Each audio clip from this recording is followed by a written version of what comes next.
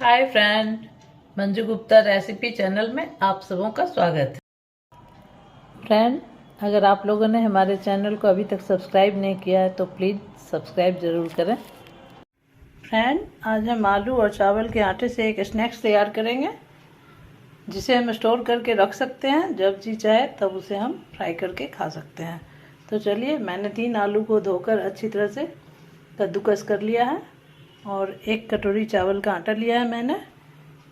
थोड़े से करी पत्ते हैं कटे हुए, अदरक, मिर्च, थोड़े से पेपर पाउडर, लाल मिर्च पाउडर।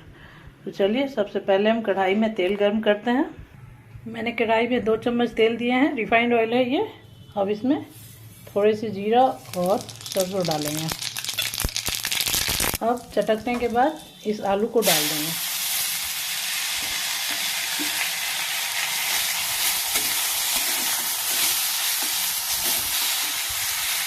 एक 2 मिनट के बाद ये सारे मसाले, अदरक, मिर्च, करी पत्ते, इन सबको इसमें डाल देंगे।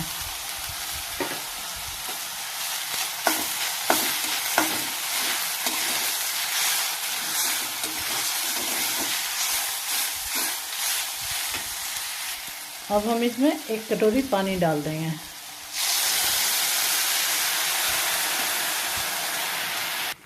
अब इसमें उबाल आ गया है। टेस्ट के लायक आप नमक डाल लें, चावल और आलू के लायक।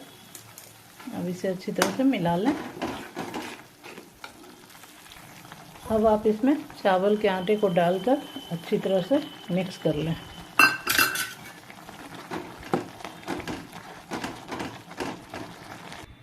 अब आप इसे थोड़ी देर ढककर 5 से 10 मिनट छोड़ दें। ये ठंडी हो जाए तो फिर इसे हम तैयार करेंगे। अब आटा ठंडा होने के बाद मैंने अच्छी तरह मसल कर इसे मिला लिया और इसे एक थाली में फैला दिया है। मोटा पतला आप अपने अनुसार रख सकते हैं। कुछ आटे को मैंने 2-4 शेप में बना कर रखे हैं।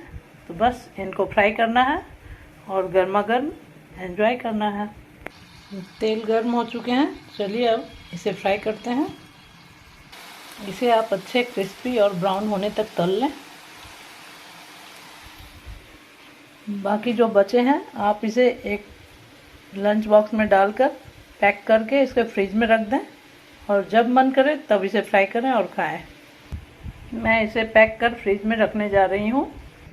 फ्रेंड, ये क्रिस्पी करारे नाश्ते तैयार हैं। आप चाहें तो चावल के आटा के जगह पे आप सूजी का भी यूज कर सकते हैं। तो बहुत ही टेस्टी है ये रेसिपी। आप इसे एक बार ज़रूर ट्राई करें। बहुत ही क्रिस्पी बने हैं ये। इसे खाकर आपका मन प्रसन्न हो जाएगा। तो फ्रेंड, मेरे चैनल को लाइक और सब्सक्राइब करना ना भूलें। Thank you.